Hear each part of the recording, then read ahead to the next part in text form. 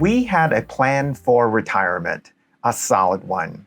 We retired early and we had a full 3 years of carefully balanced home life with slow travel around the world. We had it all figured out, or so we thought, because then we heard about the possibility of living on a cruise ship. So we had to rethink things.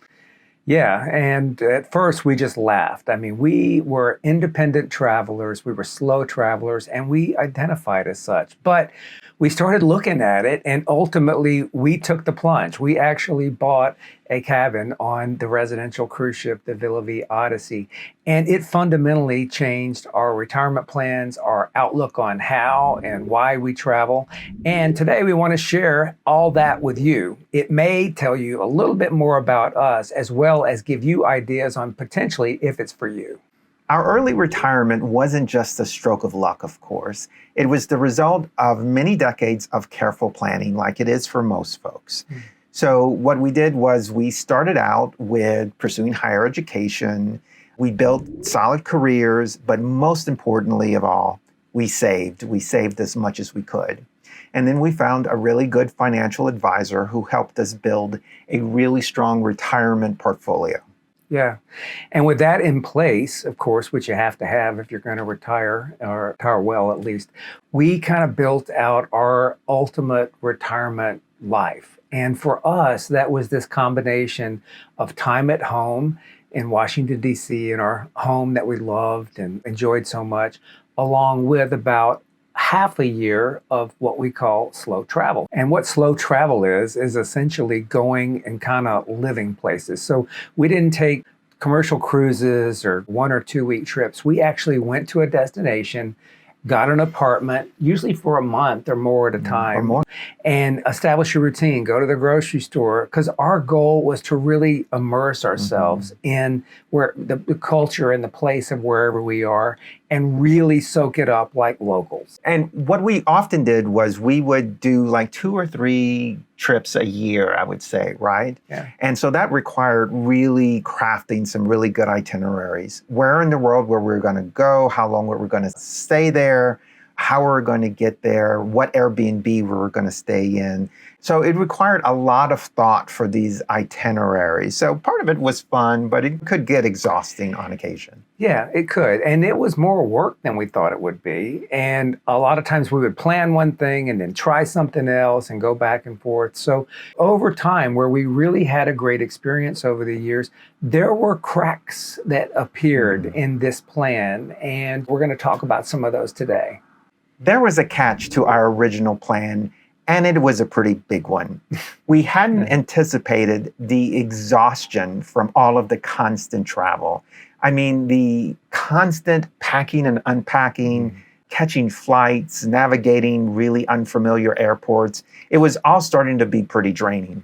Now, when we were at work, that sounded like a great problem to have. But when you're in retirement, you're trying to enjoy yourself, it does kind of wear on you. So you're always adjusting to a new environment and you're always planning. And of course, things change and there's complexities and all that. So we really kind of stepped back and said, there's something that we want differently. And we want to figure out what that was. We just didn't know exactly what it looked like.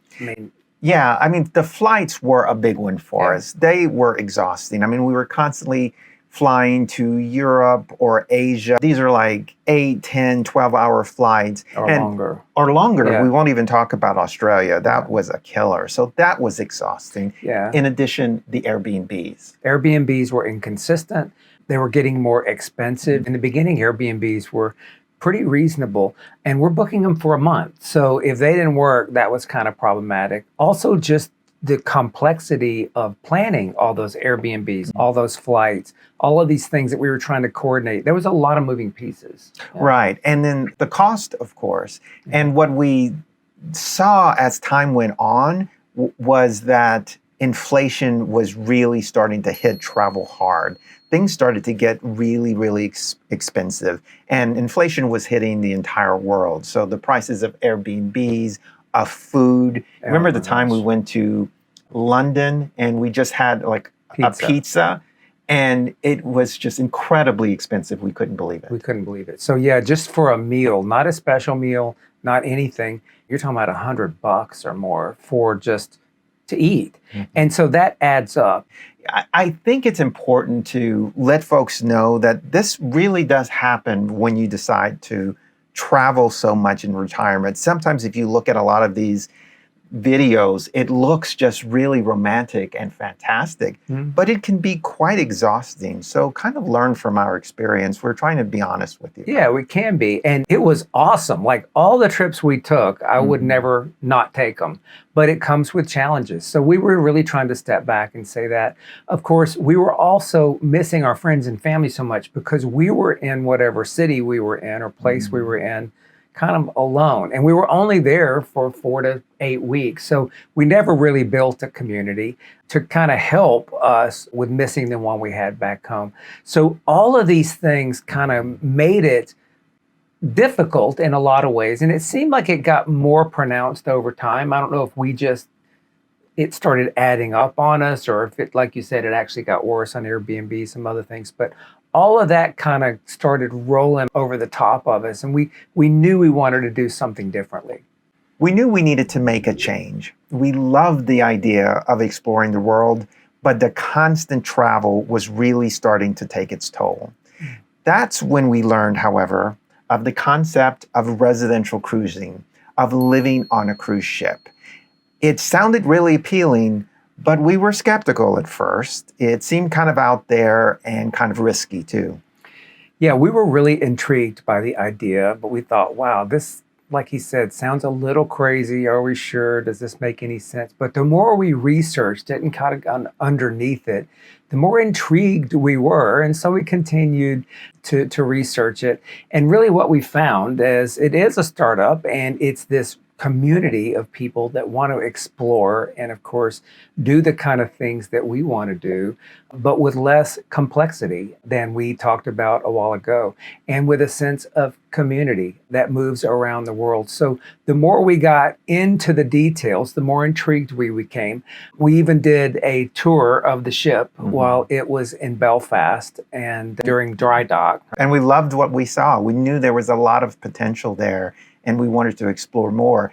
And we certainly loved the idea of not having to do as many flights as we did before. We could just fly to a particular location to catch the ship, and then the ship did the rest of the work, taking us to all of these amazing locations. Yeah. And then loved the idea that we would never have to stay in another Airbnb again. That was really appealing. Yeah. So it took a lot of the things that we were kind of getting tired of a little bit in terms of the things we talked about a while ago and gave us a solution for that. It also kind of gave us a little more predictability of cost of Big one. where we were going to stay, not only what it cost, but what bed were we going to sleep in and what food we were going to eat and who we're going to be around in terms of community. So it started giving us things that really we were missing or that we had too much of, like the complexity, and started putting solutions around that. And it got really interesting. We knew it was a startup, so it came with some risks, of course, and we've talked about that before. But what we knew we had to do was really start putting pen to paper and looking at the financials. And that's what we did next. So we did what any financially prudent person would do. We started crunching the numbers. We really needed to understand if this whole idea of living on a cruise ship was just a pipe dream or if it really did make sense for us in our particular financial situation. So, of course, we had a few years of slow travel experience under our belt, like we talked about. So we actually grabbed all the numbers, which was nice because we had budgets for all of those trips and we kept pretty good notes. And remember, we had videos where we would do cost breakdowns of all of our trips. We actually have some of those if you want to look at. Even you could see some of those. Yeah. But we had all that and we said, okay, what does that cost us? And then we started comparing that to Villa Vie, which of course is more all-inclusive. It includes travel, it includes hotel, it includes food, internet, laundry, entertainment, gym, that kind of stuff that we've talked about before. So you kind of have to figure out how those compare. Now, it's a very different proposition because obviously there is an upfront fee to buy a cabin, if you buy a cabin like we did, plus a monthly fee that goes on every month for the duration of your term, your contract. In our case, that's 15 years or more. So you're comparing that opportunity to one that's more variable and clearly not as contractually bound.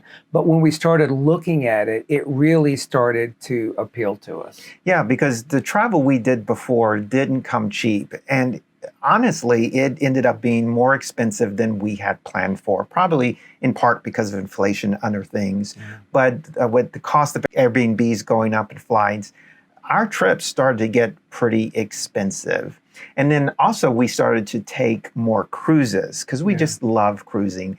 And the cost of cruising is exorbitant. Now, it was not bad right after COVID. There had been some really good deals going on. It was really cheap after COVID. It was, but then very quickly it all went up. And we tended to take more of the higher end cruise lines, which were very expensive. So we kind of needed some sort of alternative. Yeah, so our costs were getting really unpredictable. They were getting higher. Frankly, we were exceeding the budgets that we had established. And it looked like that wasn't going to stop. It wasn't going to taper off. So we considered, when we looked at Villa Vie, actually selling our home and getting rid of our primary residence, which is what a lot of folks do. We would, of course, be rid of property taxes and maintenance, and we'd have the cash instead of the house and that kind of stuff.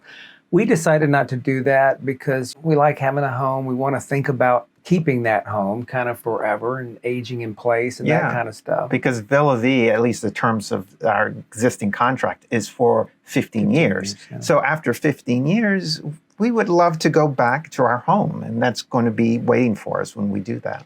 And it's there when we go back today. We don't spend a lot of time there, but it is there, and we love the fact that it's there. So we decided not to do that. So this is clearly a financial obligation that you've got to consider. In our case, when we crunched the numbers and we said all the things that we said before, it made sense for us. But make no doubt, this is a major decision you're making. Yeah, absolutely. Now, we did have other options. We could buy a villa on the Villa Vie Odyssey, or we could just rent like a segment for a shorter period of time. And there's plenty of folks who do that. For us, for our particular needs, we wanted a commitment in the long term, so we decided to buy. Now, at first, we ended up buying a smaller cabin. We didn't want to take the plunge too far in. We got something small. It was more reasonably priced, and we tried that out for a bit. In the end, we were like, we're loving this lifestyle. We want to go a bit further in. And that's when we upgraded to a larger cabin. And this balcony has been pretty amazing, hasn't it? Yeah. I mean, we love this cabin. We're in it right now. And of course, behind us is a balcony. You may have seen that in some of our other videos. So yeah, we came in at a very reasonable price point. It was very much easier decision to make. Of course, we've upgraded here, but I have no regrets about it. I really don't. We plan to be here a lot. We're keeping our home. If you chose to, when you're gone, you can rent your cabin. Some people do that. We're not going to do that. So you do have some options. But at the end of the day, financially speaking, this is not for us a money-saving move. We'll probably spend the same, maybe a little less money, but who knows? If we commit to the full 15 years, it starts to become more economical over time, and that's what we're planning on doing. Yeah. But it's not, as you said, necessarily just a financial saving move. It's not. Something that works for what our needs are. It works for us. We're comparing it to what we were doing before. There are definitely, like he said, other ways to do it. If you want to rent or do segments or do smaller cabins or whatever you want to do. For us, it's working. But the thing that really, in addition to all the things we've already talked about, that really appealed to us, and we could not find anywhere else at really any cost, except maybe the World, which is definitely out of our price range. Another residential cruise ship that's very high end, is the itinerary. So even though you could go stay on the water for the rest of your life with commercial cruises. We couldn't find anything that really gave us this itinerary, this slower pace, this staying multiple nights in places, taking 3.5 years to get around the world and that kind of thing. So it really became beyond the financial, about the itinerary as well. And that was super appealing to us as we made this decision. Fast forward a few months, and here we are, residents of the Villa Vie Odyssey. It's kind of surreal to say it out loud, but here we are. Was it the right decision? And what have we experienced over the course of this time that we've been on the ship? Of course, like what we just talked about, the financials are a lot more predictable and they include almost everything. So we love that. But in addition to the financials and the lack of complexity, there's just so much more here. We're in this room right now, and it's not the most extravagant thing in the world, but it's really nice and it's really comfortable. And we don't have to worry about all that Airbnb stuff we talked about. Oh, so much better. Airbnbs had gotten so inconsistent. You never knew what you were going to step into when you walked into the front door, and you were still paying pretty high prices. Yeah. Also, I love that we got to unpack just once and all of our stuff is here. I'm kind of a nester, so it's nice to know that all of our stuff's right here where we want it. It really is nice. Now we have less of it, but it's everything we need. We've got what we need here. And of course, they do our laundry and all that stuff, so none of that's a problem. We're also seeing places that we would never see otherwise. Between all these places it takes us constantly, plus these smaller ports staying for longer times, there is no way we would ever see some of the places we would have seen. We're covering so much more ground now. Any other way. One of the things we've realized is that it has kind of altered our health insurance needs. So we had to learn a lot about that and make sure that we had travel health insurance, the kind of insurance that we need in case something were to happen while we were traveling overseas. Yeah, and we've learned a few lessons there. We've also seen kind of benefits to our health and fitness. Because the gym is at the end of the hall, we're using it. And because we're here all the time, there's no excuse not to use it. It's really nice. We really have found benefit in that, even much more than just walking a couple of blocks away to the gym at home. We're also able to eat healthily for the most part, and we can also eat what we each want. He loves fish. I don't like fish. So we can actually have meals that we both enjoy without me having to suffer through something he doesn't want or him going deprived or vice versa. So that's been a real benefit as well. Yeah, and they're like restaurant quality meals for the most part. So that's been really special. And it's included in our costs and it's very predictable. So that's been terrific. The other thing is we're together and we are able to spend time with each other separately and with the community in ways that really has allowed us to just focus on what's important to us, which is, of course, being together, taking care of ourselves, our travel and that kind of thing. We have very little overhead in our lives anymore. That's a great way to put it. It really is, isn't it? I love that. Yeah. And so that to us has been probably the biggest gift of this whole thing. So absolutely way beyond the financials, there's all of these things that are really working for us in the way we want to travel. If you watch our videos, what we want you to do is watch them and then take something away that you can apply to your own life. So let's break down the lessons that we've learned from the transition from our original retirement plan to our new one of living on a cruise ship on the Villa Vie Odyssey. So first up, experiences over possessions. Yeah, I think we were already there with our original retirement plan, but we weren't there that long ago. So as we came up and worked and succeeded, we loved buying things, having homes and art and things. And I think as we retired and clearly as we got older, we've learned that, wow, what matters is experiences. That's what really enriches your life. And of course, we've got the time and the ability to do that now, but we've really come to absolutely prioritize experiences and things that you can't necessarily always buy with money over stuff, because stuff kind of just gets in your way, and experiences or something you share forever. Yeah. Now we have a lot less stuff here in our villa, but we have so much more in terms of experiences and all of the different ports and places we're going to. No doubt. So, second, flexibility is important, as we have unexpectedly learned in the course of this. Yeah. Of course, we had a retirement plan, and that was to stay at home 6 months and slow travel. And we did that well for a few months. And then this opportunity came, and we looked at it and didn't quite know what to do about it. And of course, here we are. So we've been very flexible in having a plan, working that plan, and then seeing something different and making a pivot. I think that's really important. It's always great to have a plan. We're big planners. But I think also, as opportunities come into your life, you're going to want to evaluate them and see what works for you. And so far, clearly, I am very glad that we made this pivot and are flexible. The other thing is, we've had to be flexible on board. Things do change. We've talked about that before, and you're going to have to kind of roll with it and enjoy the journey, else you'll be a little crazy all the time. But not being too rigid, not being too wed to your exact plan, I think is a really good thing to apply really to your whole life. Yeah, even in retirement, you're going to evolve even in that portion of your life as well. For sure. So simplicity reduces stress. And we learned this one the hard way.